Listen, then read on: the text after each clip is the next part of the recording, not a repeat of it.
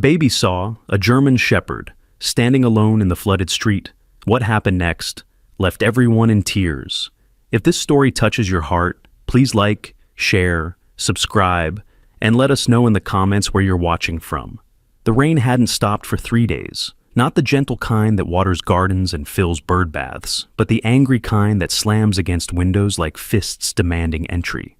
5-year-old Ethan pressed his small nose against the cold glass, his breath creating little clouds that disappeared as quickly as his mother's promises that everything would be fine.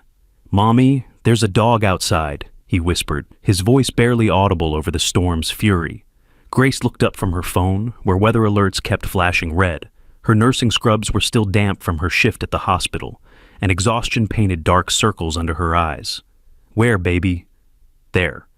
Ethan's finger left a smudge on the window as he pointed. "He's just standing there?" In the rain.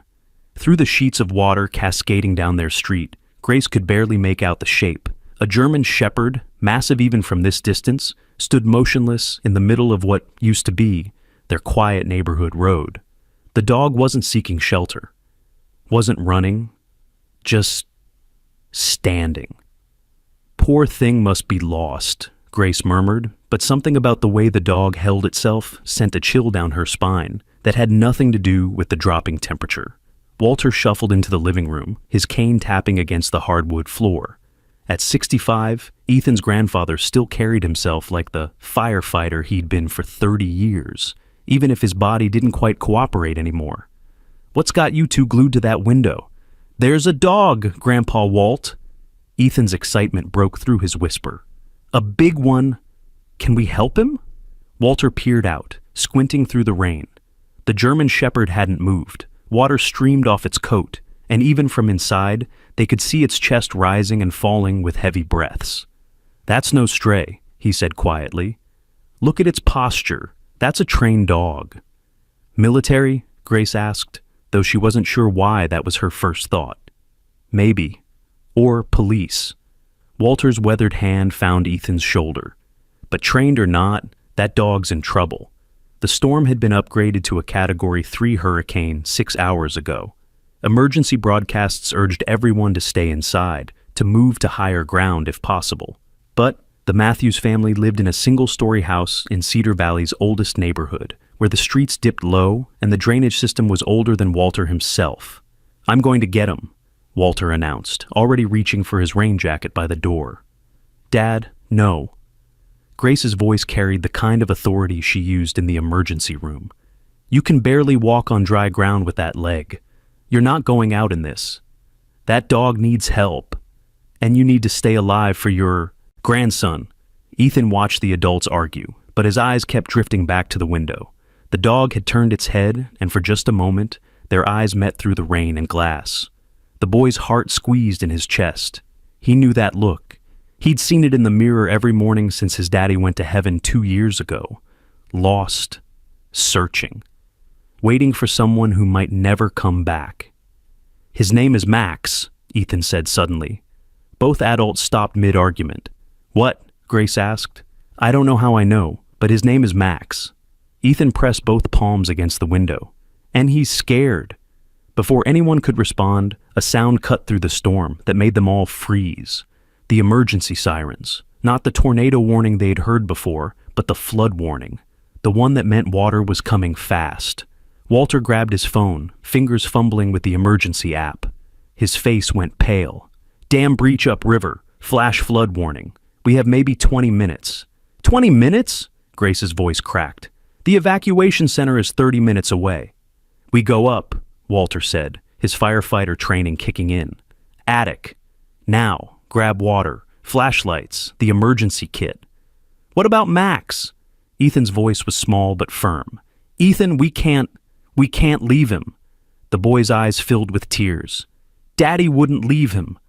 The mention of her late husband stopped Grace cold. David had been a paramedic, had died trying to save someone else during a building collapse. She saw so much of him in Ethan's stubborn compassion. "The dog will find higher ground," Walter said gently. "Animals have instincts." But even as he said it, they all looked out the window. Max hadn't moved. If anything, he'd sat down, right there in the middle of the street, as if he'd decided this was where he'd make his stand against whatever was coming. "He's waiting for someone," Ethan whispered. "Someone who told him to stay." The first surge of water came like a living thing, brown and angry, carrying branches and debris. It rushed down their street faster than Grace had ever seen water move, rising from puddles to streams to a river in seconds. "Attic! Now!" Walter commanded, pushing Grace and Ethan toward the pull-down stairs. But Ethan broke free, running back to the window. "Max! Max, run!" The dog stood up as the water reached his paws, then his legs. But instead of running, he moved toward their house, fighting against the current. The water was rising impossibly fast, already halfway up their front door. "He's trying to come here!" Ethan sobbed. "He heard me!" "Grandpa, please!" Walter looked at the dog, now swimming desperately against the current, being pushed back every time he gained a foot. The old firefighter cursed under his breath. "Grace, get Ethan to the attic, now." "Dad, what are you—" "I said now!" Grace grabbed Ethan, who fought against her with surprising strength. "No!" "No, Grandpa, don't go out there." But Walter was already at the door, grabbing a coil of rope from the emergency supplies. "I've pulled people from worse," he muttered, though his hands shook as he tied one end around his waist. The moment he opened the door, water rushed in, knee-deep and cold enough to steal his breath. The current was stronger than he'd expected, nearly knocking him down immediately. Through the rain and chaos, he could see Max, now clinging to a partially submerged car, his powerful body trembling with exhaustion. "Hold on, boy," Walter shouted, though his voice was lost in the storm. He waded deeper, using parked cars and fence posts to steady himself. The water was at his waist now, and rising fast. His bad leg screamed in protest, the old injury from his last fire threatening to buckle. But he could see Max clearly now, see the desperation in the dog's brown eyes. Just as Walter reached the car, his foot found nothing but water where the road should have been. The current caught him, spinning him around, and his bad leg gave out completely. He went under, the muddy water filling his mouth and nose. When he surfaced gasping, he was being swept away from the car, away from Max, away from everything. "Grandpa!" Ethan's scream cut through everything. The boy had broken free from his mother and stood at their front door, the water swirling around his small legs. Grace was right behind him, trying to pull him back, but Ethan did something that made everyone stop. He started to sing. It wasn't loud. It shouldn't have been audible over the storm, but somehow the melody carried across the water, clear and pure. "Stars are watching from above, safe and sound in Daddy's love. Close your eyes and rest your head. Angels guard your little bed." It was the lullaby David used to sing, the one he'd hummed even as the building came down around him, his last call home, captured on Grace's voicemail. She'd played it so many times that Ethan knew every note, every word. Max's head snapped toward the sound, his ears stood straight up, and something changed in his eyes. Recognition? Memory? Whatever it was gave him strength. The dog launched himself from the car, swimming not away from the current, but with it, using the water's force to angle toward Walter. The old man was going under again when he felt teeth grab his jacket collar. Max had reached him, was pulling with every ounce of strength left in his body. Together, they fought toward the house, where Grace had grabbed the other end of Walter's rope and was pulling with all her might. "Pull, Mommy, pull!" Ethan shouted, his little hands joining hers on the rope. Inch by inch, they dragged Walter and Max toward the door. The water was rising faster now, up to Ethan's chest, and Grace made a split-second decision. She grabbed her son, tossing him over her shoulder, and pulled one-handed, her nurse's strength fueled by pure adrenaline. They collapsed in the entrance hall, Walter coughing up muddy water, Max panting heavily beside him. The German shepherd's legs shook so badly he could barely stand, but his eyes were fixed on Ethan with an intensity that made Grace's breath catch. "Attic!" Walter gasped. "Now!" They climbed, Grace carrying Ethan, Walter leaning heavily on the walls, Max somehow finding the strength to follow.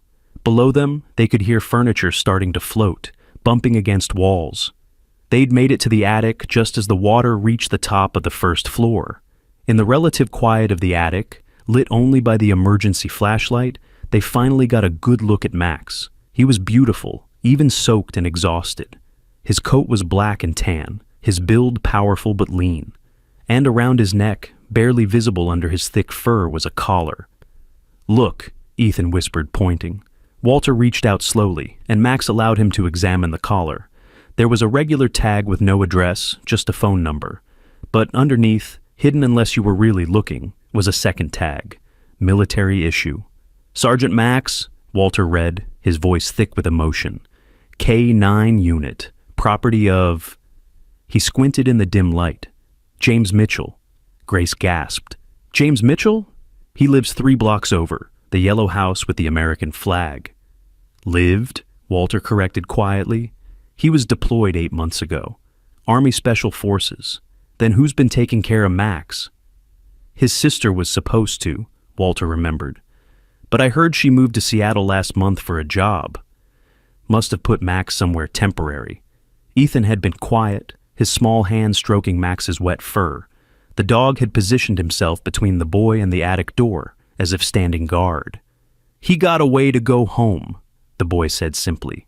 "But home is gone now." Through the small attic window, they could see the devastation. The entire neighborhood was underwater. The yellow house 3 blocks over was completely submerged, only its chimney visible above the flood. "We have to find James," Ethan announced with the certainty only a 5-year-old could muster. "Max needs him." Grace pulled her son close. "Baby, James is deployed. He's fighting far away. Then we'll wait with Max until he comes back." Walter and Grace exchanged a look over Ethan's head. They both knew what deployment to Special Forces meant. The missions that went wrong, the soldiers who didn't come home.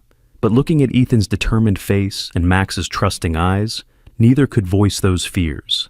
The storm raged for 6 more hours. They huddled in the attic, sharing the emergency water and the few granola bars Grace had grabbed. Max refused to eat until Ethan did, and then only took what was offered directly from the boy's hand.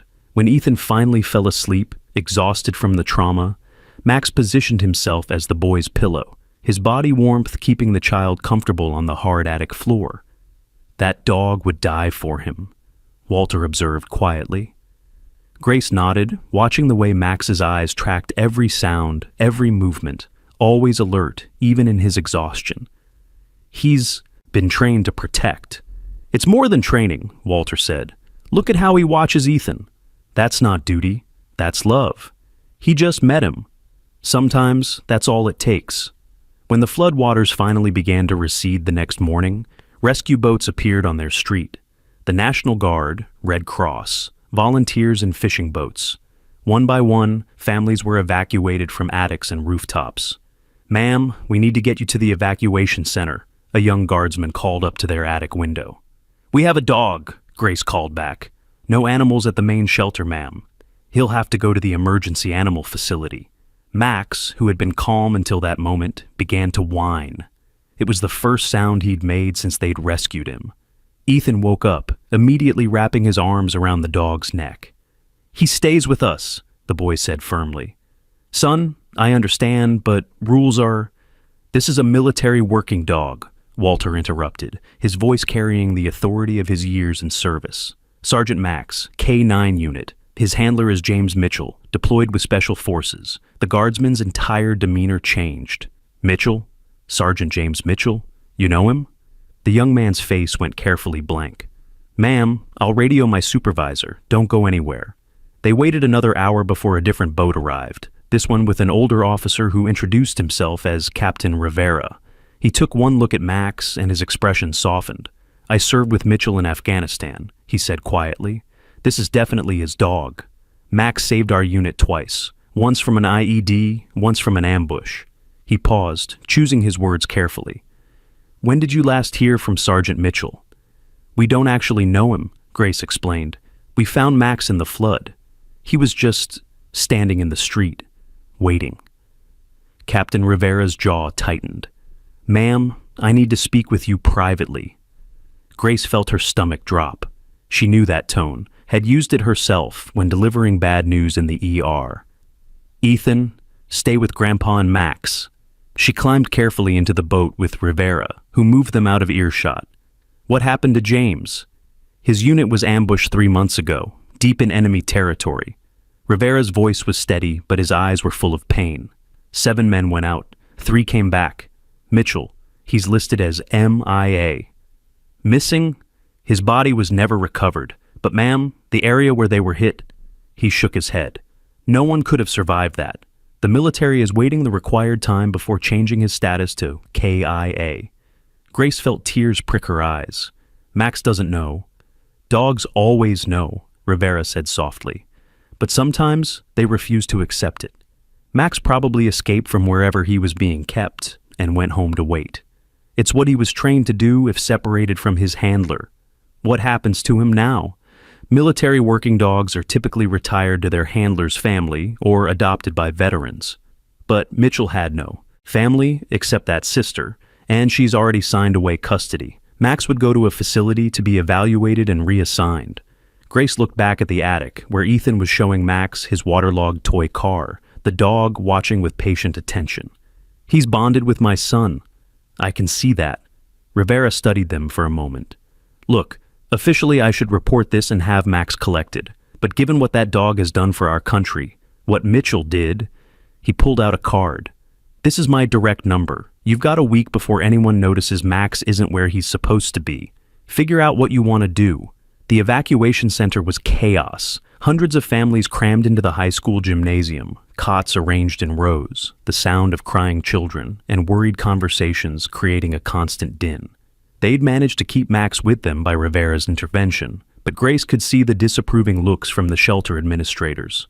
They were assigned a corner spot, 3 cots pushed together. Max immediately positioned himself at the foot of Ethan's cot, alert and watchful. Other evacuees gave them a wide berth at first, intimidated by the German Shepherd's size and intense demeanor. But Ethan had a way of breaking down barriers. His name is Max, he told anyone who looked their way. He's a hero dog. He saved my grandpa. Within hours, Max had become the shelter's unofficial therapy dog. He seemed to sense who needed comfort most, the elderly woman whose house had been destroyed, the teenager who'd lost his pet in the flood, the little girl who couldn't stop crying for her missing cat. Max would approach slowly, sit beside them, and simply be present. Never pushy, never demanding, just offering his solid, warm presence. He's remarkable, said Dr. Sarah Chen, a volunteer veterinarian who'd come to check on Max's condition. Most dogs would be stressed in this environment, but he's actually working. Working? Grace asked. Watch his patterns. He's doing rounds, checking on the most vulnerable, returning to Ethan regularly, but maintaining a patrol. This is a dog with a job, and he's decided his job is taking care of these people. Walter, his leg properly wrapped now, watched Max with growing respect. In all my years as a firefighter, I worked with a lot of K9 units. This dog is special. Can we keep him? Ethan asked for the 100th time. Grace sighed. It's complicated, baby. Max belongs to the military, and when James comes back, if, Walter corrected gently. Grace, you need to prepare him for if. But Ethan shook his head stubbornly. Max is still waiting. That means James is still out there. That night, as the shelter settled into uneasy sleep, Grace woke to find Ethan's cot empty. Panic shot through her until she spotted him. He was sitting with Max near the emergency exit, both of them staring out the small window at the stars visible through the breaking clouds. She approached quietly, hearing Ethan's whispered voice, "My daddy is up there with the stars now. But your daddy is different. He's just lost. We'll find him, Max. I promise." Max turned his head, resting it on Ethan's small shoulder. In the moonlight, Grace could swear she saw tears in the dog's eyes. "Couldn't sleep?" she asked softly, sitting beside them. Ethan shook his head. Max had a bad dream. He was making scared noises. Dogs have nightmares? Max does. About loud noises and smoke and missing James. Grace didn't question how her 5-year-old knew this. Since David's death, Ethan had developed an almost supernatural empathy, especially with those who were hurting. "Mom?" Ethan's voice was small. "Why do people leave?" The question broke her heart. "Sometimes they don't want to, baby. Sometimes things happen that we can't control." "Like Daddy?" "Like Daddy. But James isn't like Daddy." Max would know. Dogs always know.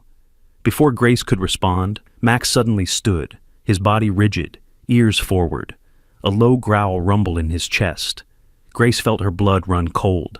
She'd seen Max alert and protective, but this was different. This was a combat stance.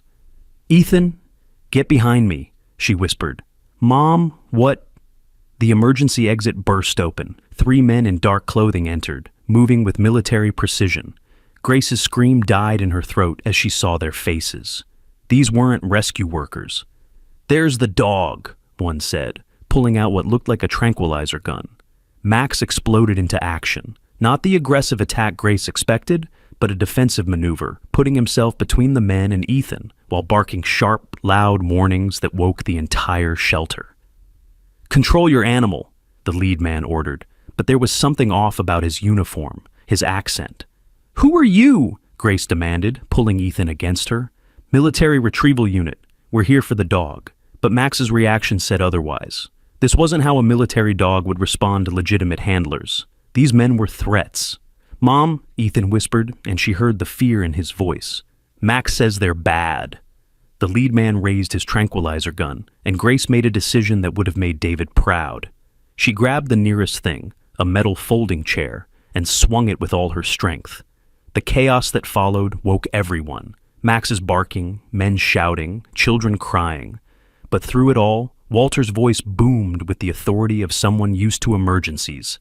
"Fire! Fire in the building! Everyone out!" It was a lie, but it worked. The shelter erupted in panic, people rushing for exits, and in the confusion, the 3 men were overwhelmed by the crowd.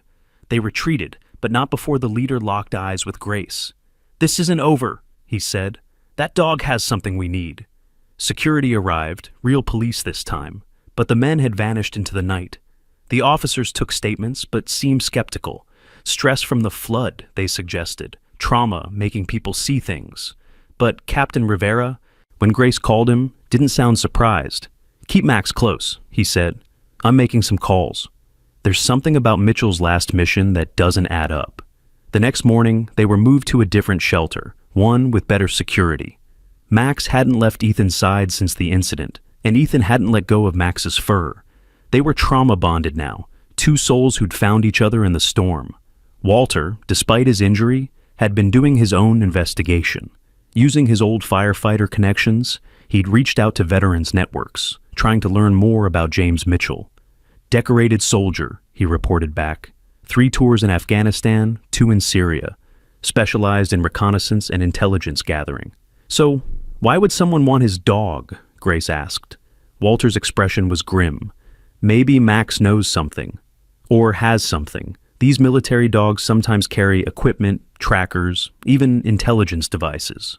That evening, while examining Max more thoroughly, Chen made a discovery. "There's something here," she said, feeling along Max's collar. "Under the padding. It's not just a tag." Carefully, she extracted a small, waterproof device. It looked like a USB drive, but more sophisticated. Military grade. "Should we?" Grace started. "No," Walter said firmly. "We don't know what's on that or who wants it. We need Rivera." But when they tried to call Rivera, his phone went straight to voicemail, and the shelter security, which had seemed so reassuring that morning, suddenly felt insufficient. "They'll come back," Grace said, the reality of their situation sinking in. "Then we leave first," Walter decided. "I know a place. My old hunting cabin up north. It's isolated, defensible." "Dad, you're talking like we're going to war."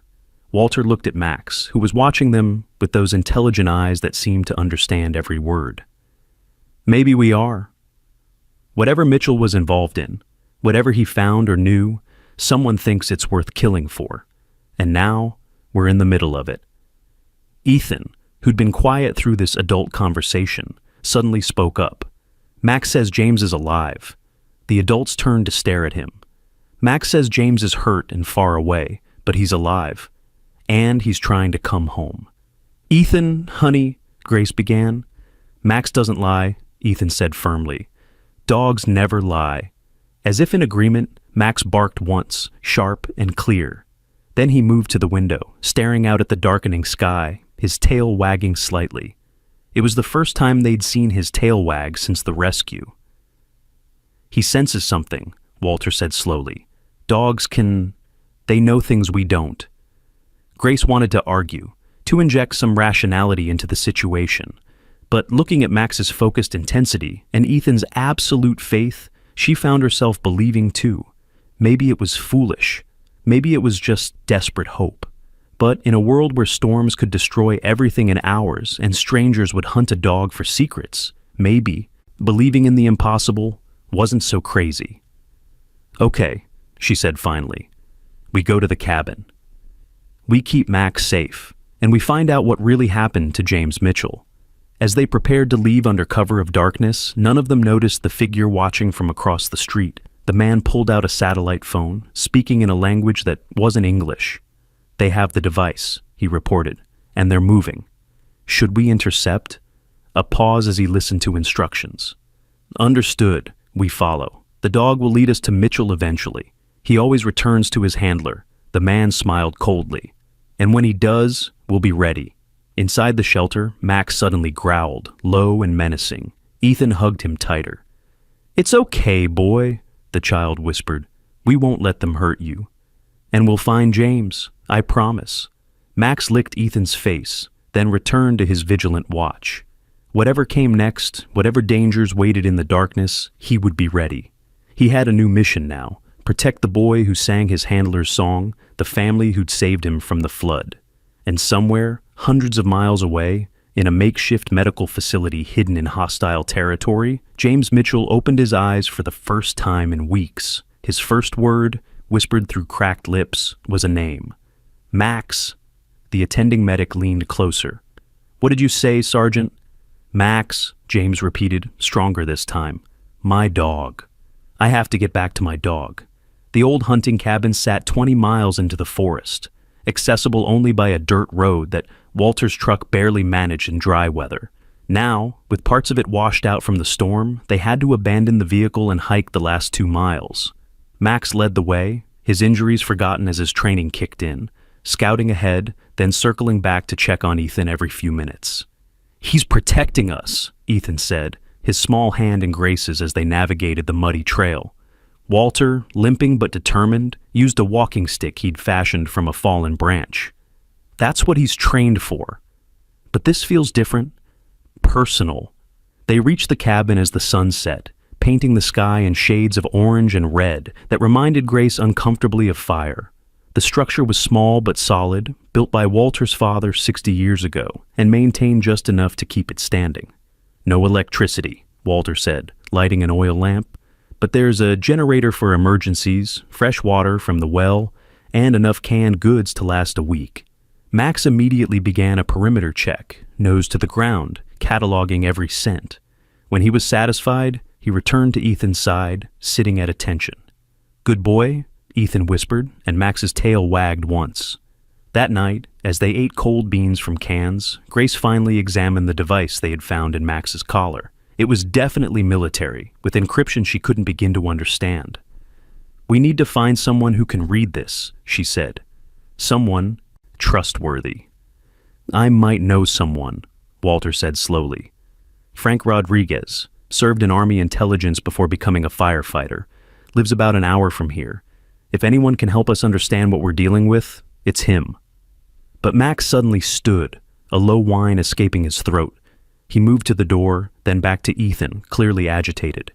"What is it, boy?" Ethan asked. Max pawed at the door, then at Ethan's pocket, where the boy had been keeping a photo they had found at the shelter, a picture someone had donated of local soldiers, including James Mitchell. "You miss him," Ethan said softly. "I miss my daddy too." Max's whine grew louder, more insistent. He grabbed Ethan's sleeve gently in his teeth, pulling him toward the door. "He wants to show us something," Ethan announced.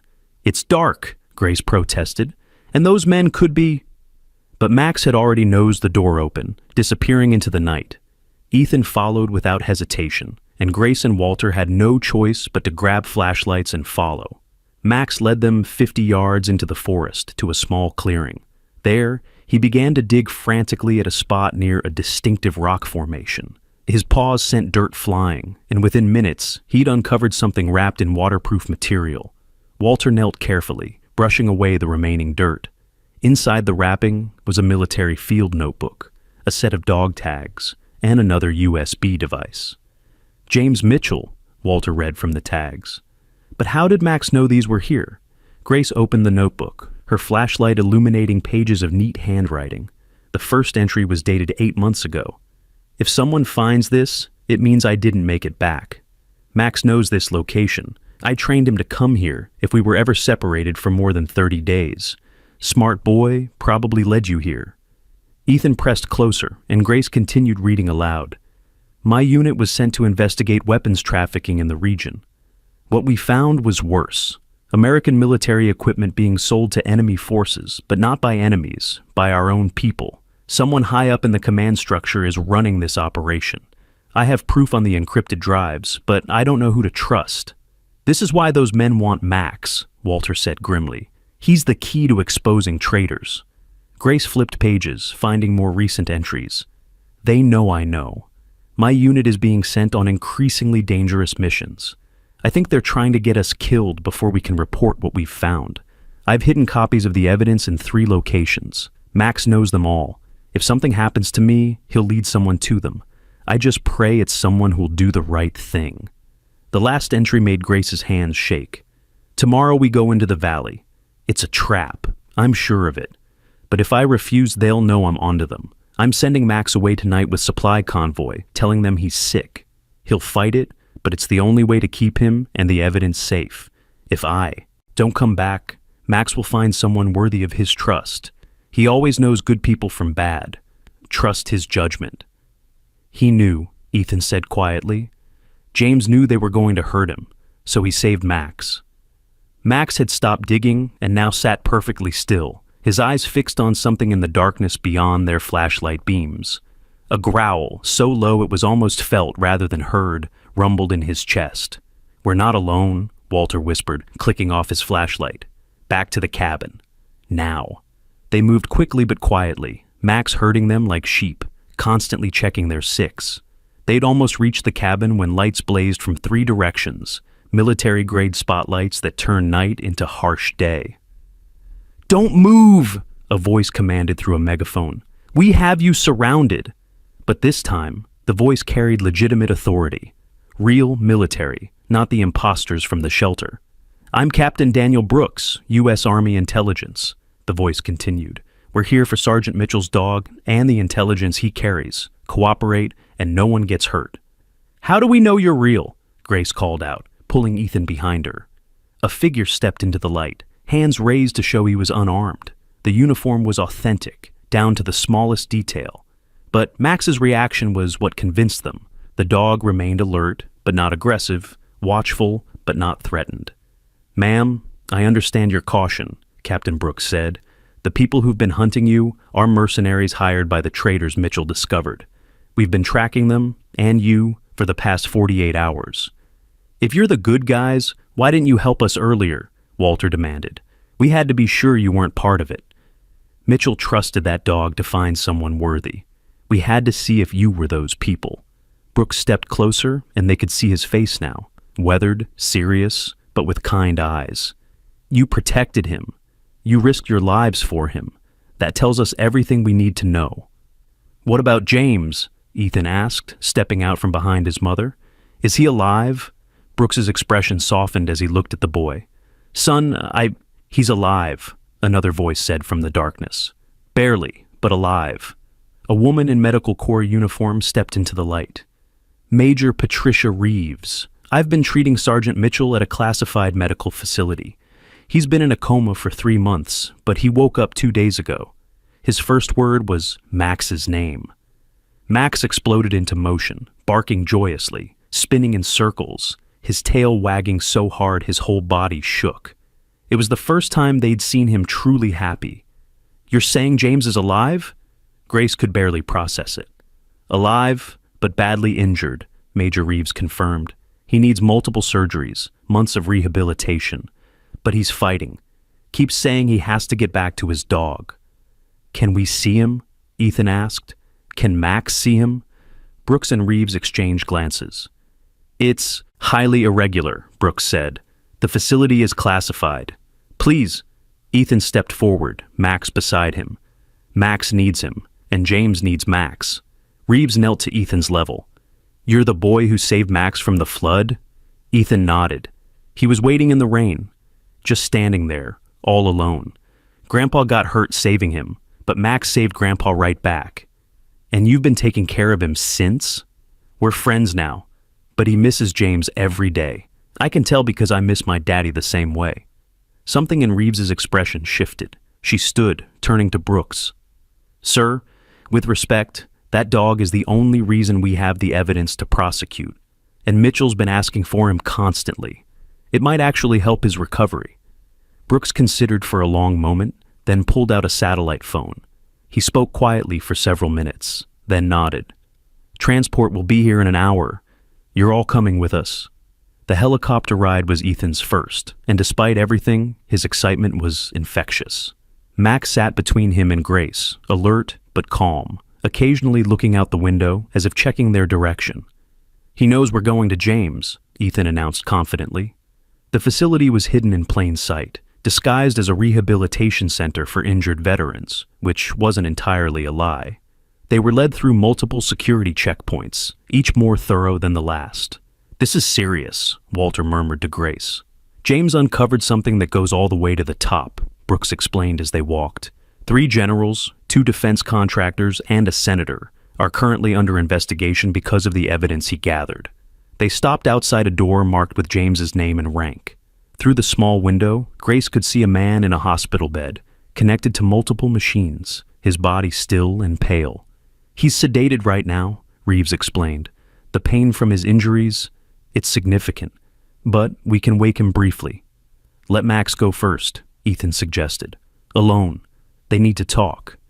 Brooks started to object, but Reeves held up a hand. The boy's right. Open the door.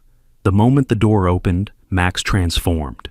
The dignified, controlled military dog vanished, replaced by a devoted companion who'd found his person. He approached the bed slowly at first, as if afraid it might be a dream. Then his nose caught James's scent, and a sound escaped him that was part whine, part cry, entirely heartbreak and joy mixed together. Max carefully placed his front paws on the bed, gently enough not to disturb any equipment, and pressed his nose to James's hand. James's eyes fluttered open, unfocused at first, then sharpening as they found Max. "Hey, buddy," he whispered, his voice rough from tubes and medication. "You found me?" Max's tail wagged as tears, actual tears, rolled down his face. He licked James's hand repeatedly, small whimpers escaping with each kiss. "I'm sorry," James managed, his own eyes wet. "I'm so sorry I sent you away. But I had to keep you safe." Through the window, Ethan was crying too, pressed against Grace. "They're talking," he whispered. "Max is telling him everything." And somehow, watching the silent communication between man and dog, no one doubted it. James's hand, weak but determined, found Max's head, fingers burying in the familiar fur. "Good boy," he whispered, "the best boy." After a few minutes, Reeves entered quietly. "Sergeant Mitchell, there are some people here who saved Max. They'd like to meet you." James looked toward the door, seeing the small family clustered there. His eyes found Ethan first, and something in his expression softened even more. "You're the one who pulled him from the flood?" he asked as they entered. Ethan nodded shyly. He was standing in the rain. He looked so sad. "Come here," James said gently. Ethan approached slowly, and James extended his hand, the one not holding Max. Ethan took it carefully. "Thank you," James said simply. "You saved him when I couldn't." "He saved us too," Ethan replied. "Bad men came for him, but he protected us. He's a hero." "He always has been," James agreed, then looked at Grace and Walter. "All of you are heroes. Brooks told me what you did, what you risked." "We just did what was right," Grace said. "In my experience, that's the definition of heroism," James replied. His eyes were growing heavy, the brief interaction exhausting him. "Max, can you keep him until I'm better? He trusts you." "Of course," Grace said immediately, but Ethan shook his head. "No." Everyone looked at him in surprise. "We don't keep him," Ethan explained. "We share him. He's your dog, but he's our friend. When you're better, we all be together." James smiled weakly. "You're a smart kid. What's your name?" "Ethan." "Well, Ethan, you've got yourself a deal." His eyes closed, energy spent, but his hand remained on Max's head. Over the next 3 months, they developed a routine. The family had returned to their rebuilt home, Max with them, but every weekend they made the journey to the rehabilitation facility. They watched James slowly regain his strength, first sitting up, then standing, finally taking his first shaky steps, with Max beside him as support. The investigation Brooks had mentioned exploded into national news. The evidence on those USB drives, combined with James's testimony, led to the largest military corruption scandal in decades. James was awarded the Purple Heart and the Silver Star for his courage in gathering the evidence despite knowing the danger. But, for Ethan, the real victory was smaller and more personal. It was watching Max's tail wag when they pulled into the facility parking lot. It was seeing James's face light up when they entered his room. It was the way the broken soldier and the loyal dog healed each other, one day at a time. "You know what's funny?" James said one afternoon as he sat in the facility's garden with Ethan, while Max chased a tennis ball Grace had thrown. "I joined the army because I had no family. No connections. Now I've got Max and you guys and..." He paused, looking at Grace, who was laughing at Max's antics. "I've got more family than I ever imagined." Walter, leaning on his cane, clapped James on the shoulder. "Family isn't always blood, son. Sometimes it's the people who show up when the waters rise." As autumn arrived, James was finally released from the facility. He had nowhere to go. His apartment had been given up during his deployment, his belongings in storage. Grace offered without hesitation. "We have a spare room. It's yours for as long as you need it." "I can't impose..." "You're not imposing," Walter interrupted. "You're coming home." The first night in the Matthews house, James found himself unable to sleep. Too much quiet after months of hospital noise. He made his way to the kitchen for water and found Ethan there, giving Max a midnight snack. "Couldn't sleep either?" James asked. Ethan shook his head. "Max was worried about you. He wanted to check if you were okay." James sat on the floor beside them, his recovering body protesting but manageable. "You know, Ethan, you've got a gift. The way you understand Max, the way you knew I was alive when everyone else had given up." "It's not a gift," Ethan said simply. "I just listen." Most people don't really listen.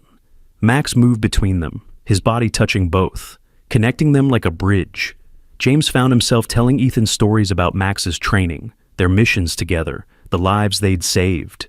And Ethan shared, too, about his father, the paramedic who died saving others, about the hole his absence left, about how Max had helped fill it not by replacing his dad, but by understanding the loss. "You know what your dad and I have in common?" James asked. "We both learned that saving others isn't just about being brave. It's about love, loving people enough to risk everything for them. Is that why Max loves you so much?" "No," James smiled. "Max taught me that. Dogs love unconditionally. They teach us how to be better humans." As weeks turned to months, James integrated into their household in a way that felt inevitable. He helped Walter with repairs, his military training making him handy with tools. He assisted Grace with Ethan's homework, his patience endless, and he trained with Max daily, keeping the dog's skills sharp while also teaching Ethan basic commands and care. The town, still recovering from the flood, embraced James as a hero, but he deflected every praise to Max and the Matthews family. "They saved us both," he'd say. "I just held on to evidence." They held on to hope.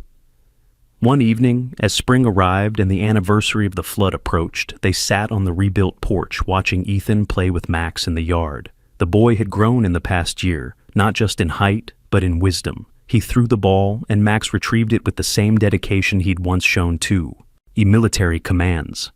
"I've been thinking," James said quietly to Grace and Walter, "about staying. Permanently.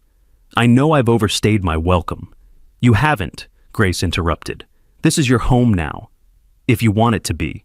James looked at her, something unspoken passing between them. Over the months, their relationship had evolved from gratitude to friendship to something deeper. James had been there when Ethan had nightmares. Grace had helped James through his physical therapy. And Walter had become the father figure James never had.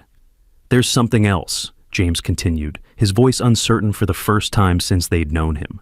"Grace, these months have been the happiest of my life. Not just because of Max, but because of you.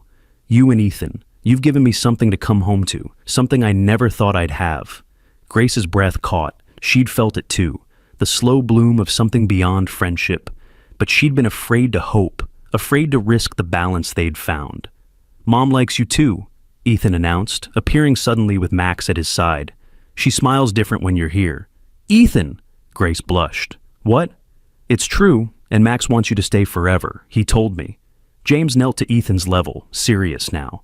"And what do you want?" Ethan considered carefully. "I want a family. A whole one, with Max and Grandpa and Mom and you." He paused. "My daddy would want Mom to be happy. He was like that, always wanting everyone to be okay." Grace had tears in her eyes as she pulled Ethan close. "You're right, baby. He would want that." Walter cleared his throat, emotion thick in his voice. "Seems to me this family was meant to be. Brought together by a storm, held together by love." 6 months later, they stood in the same church where they had once held David's memorial service. But this time, it was decorated for a wedding. James stood at the altar in his dress uniform, Max beside him as best dog. Wearing a special bow tie attached to his collar, Ethan walked his mother down the aisle, his small face serious with the responsibility. The congregation was filled with faces from their journey. Captain Brooks, Major Reeves, Captain Rivera, Dr. Chen, neighbors who'd survived the flood, veterans who'd served with James. "Who gives this woman to be married?" the pastor asked. "I do," Ethan said clearly. "Me and Max and Grandpa. We all do." Laughter rippled through the church, but it was warm, understanding. This wasn't just a union of two people, but the formal recognition of a family forged in crisis and strengthened by choice. As James and Grace exchanged vows, Max sat perfectly still, his eyes moving between all his people. When James promised to love and protect, Max's tail thumped once against the floor, as if adding his own vow.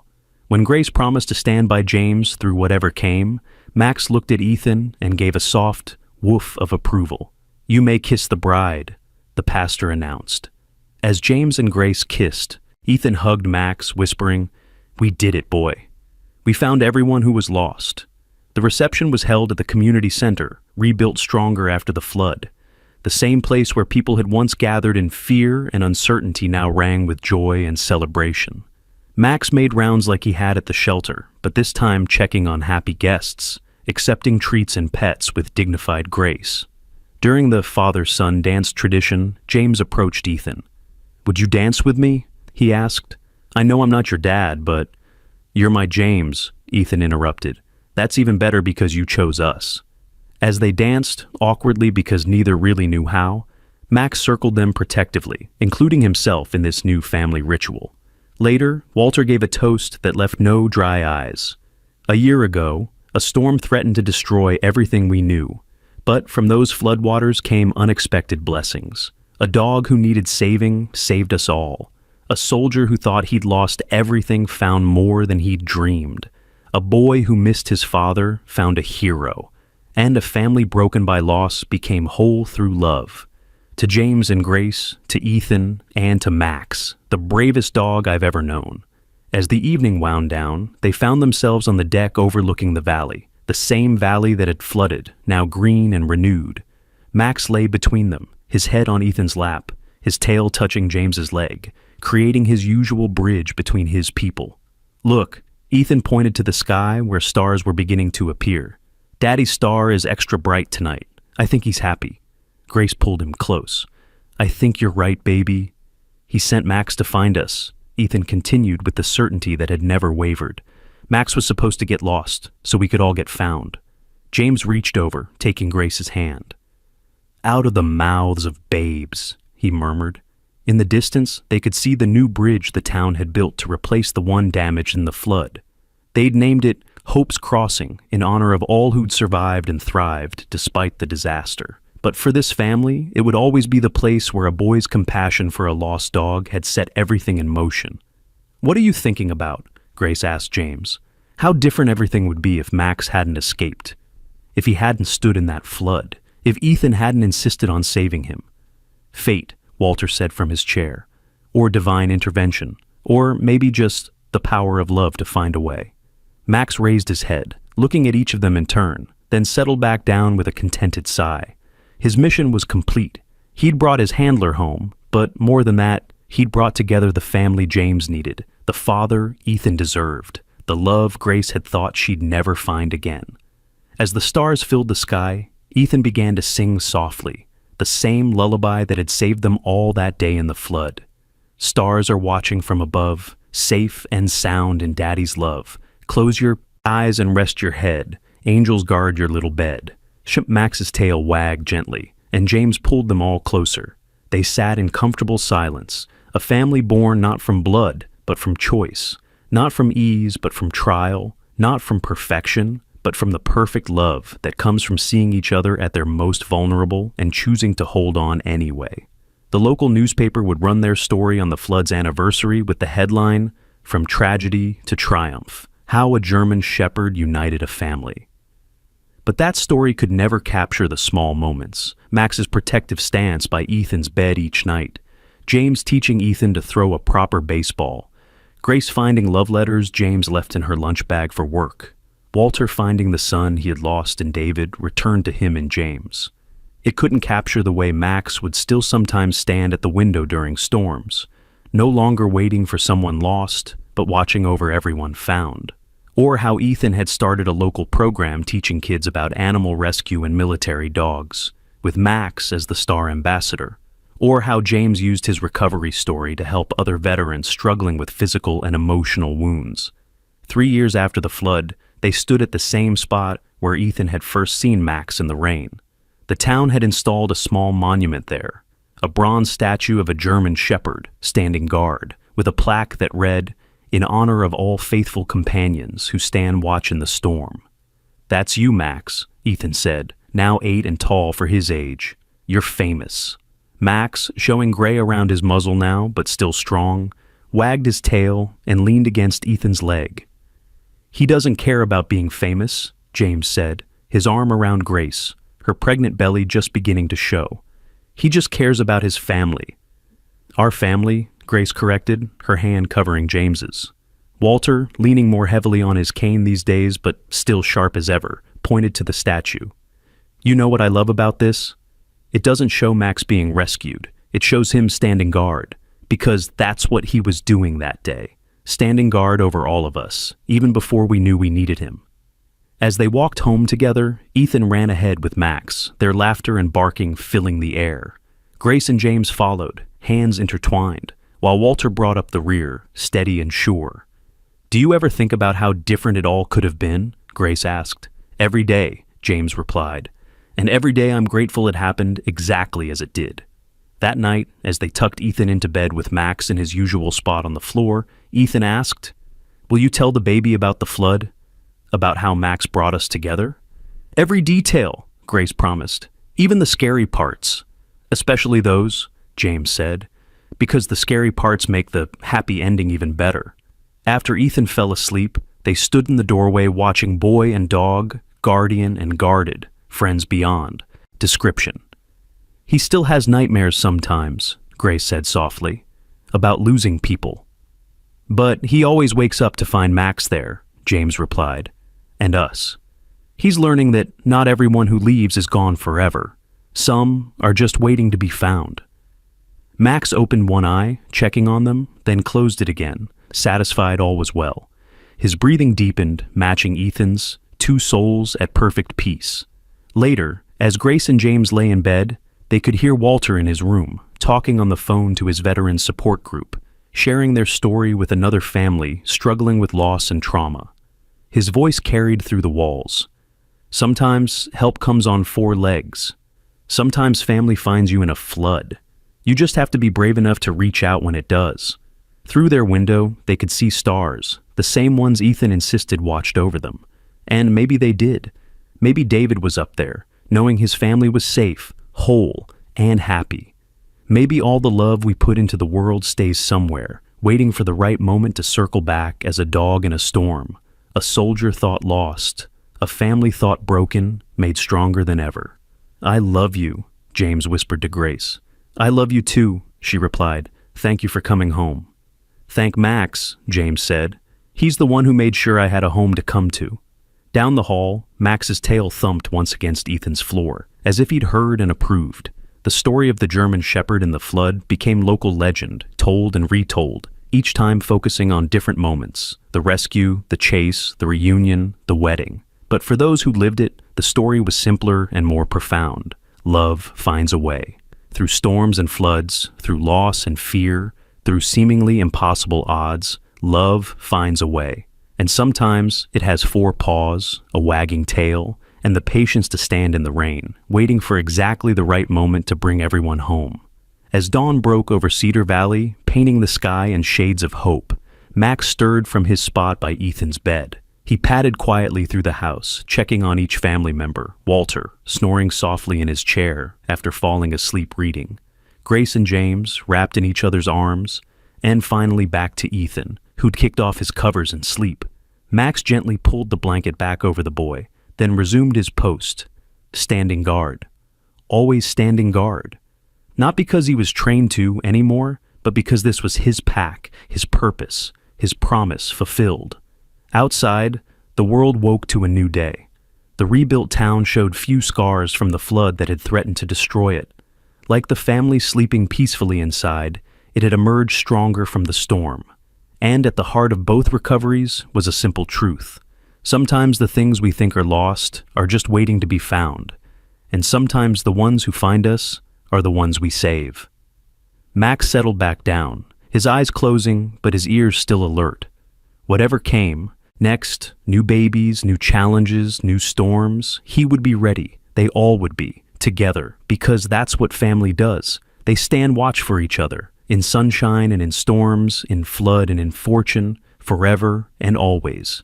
And in a small house in Cedar Valley, where a boy once saw a dog standing alone in a flooded street, that's exactly what they did. If this story touched your heart, if you felt the tears and the triumph, please like and share it with someone who needs to remember that hope can come from the most unexpected places. Subscribe for more stories of courage, compassion, and the incredible bonds between humans and animals. And tell us in the comments, where are you watching from? And what would you have done if you'd seen Max standing in that storm? Your stories matter too, because every act of kindness, no matter how small, can change the world.